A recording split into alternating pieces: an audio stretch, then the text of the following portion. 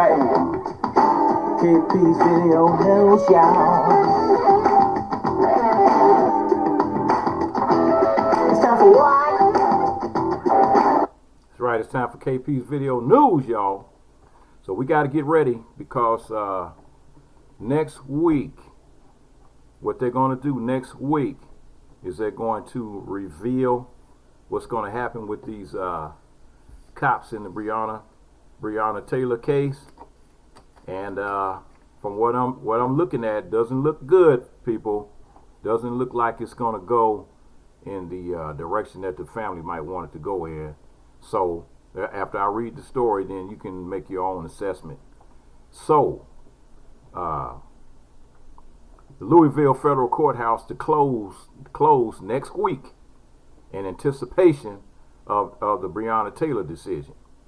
So Louisville, Kentucky, the downtown Louisville Federal Courthouse will be closed next week in anticipation of a decision in the investigation of Breonna Taylor shooting death by Louisville police. And this just came out today. So Chief Judge Greg Stivers signed an order today closing the Gene Snyder U.S. Courthouse and Custom House September 25th through the 21st through the 25th. A courthouse official confirmed and stated that part of the U.S. Courthouse, all of the courthouse, the building is going to be closed to the public in anticipation of an announcement. So doesn't sound good to me. If they got to close the courthouse, that lets you know they're not going to charge these cops. So we'll see, but this is my anticipation.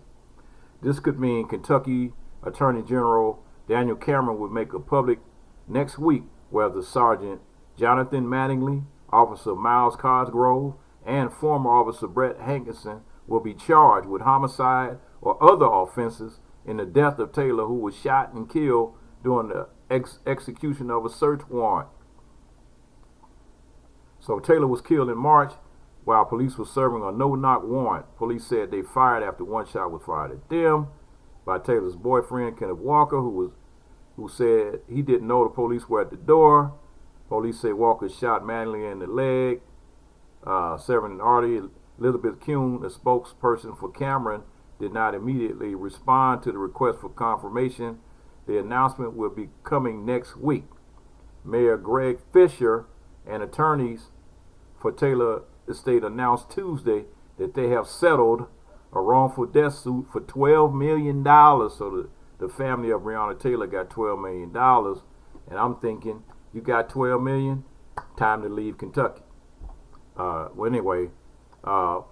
Anticipating possible violence or vandalism, the U.S. Attorney Russell Coleman has asked the Federal Protective Service to provide protection for 4 federal buildings downtown. The agency, which provides security for 8,800 federal facilities nationwide, is part of the Department of Homeland Security.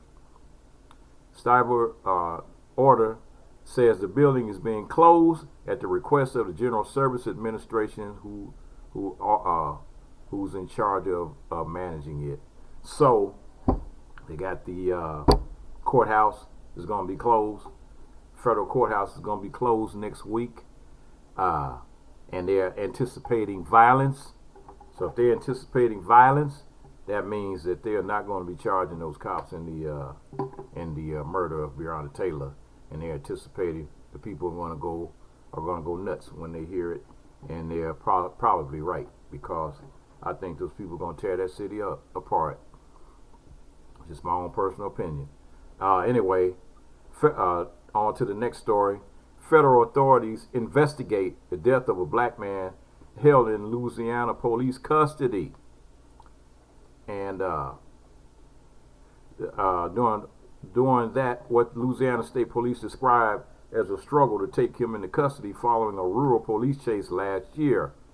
The death of 49-year-old Ronald Green remains shrouded in secrecy because the state police have declined to release body camera footage related to the May 29 chase north of Monroe, Louisiana. Troopers said it began when Green failed to stop for an unspecified traffic violation. Green's death grew attention after his family filed a wrongful death lawsuit this year alleging state troopers brutalized Green and left him beaten, bloodied, and in a cardiac arrest before covering up his actual cause of death. The Green family said authorities initially claimed Green died after crashing into a tree, but admitted that state police now acknowledge was a struggle preceding his death. The lawsuit, drawing on witness accounts, alleges officer pinned Green to the ground and used a stun gun on him even after he apologized for leading them on the chase. Green's mother, Mona, said her family has not been able to grieve because so many questions remain unresolved. She said her son had been a very well-liked barber who lived in West Monroe and had a giving spirit.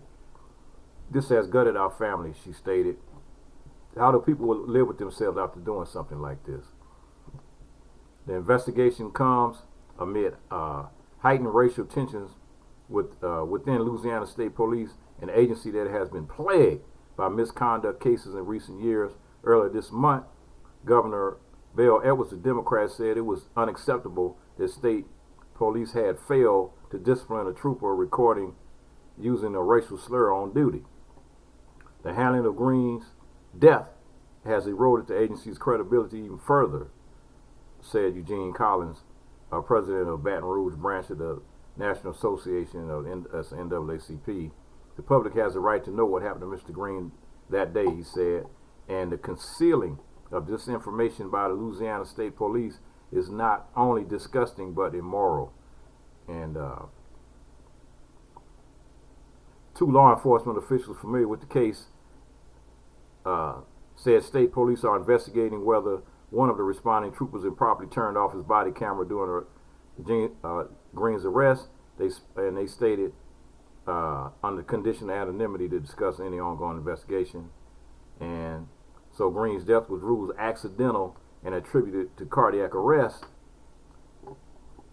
And the Union Parish coroner, who was not in the offices when the determinations were made, Smith said her officer's file on Green attributed to his death to a car crash and makes no mention of the struggle with state police. The physical evidence we've been able to review is inconsistent with the manner of death they have described, said Merritt, a prominent civil rights lawyer representing the Green family. Local prosecutors did not bring charges against the responding troopers, but referred Green's death to the U.S. Justice Department for civil rights investigation. And as for the reaction to the footage of Green's death, John Belton, the Union Parish District Attorney, said it would be inappropriate for me to comment because of the ongoing federal investigations, and the FBI declined to comment, and state police released few details about Green's death.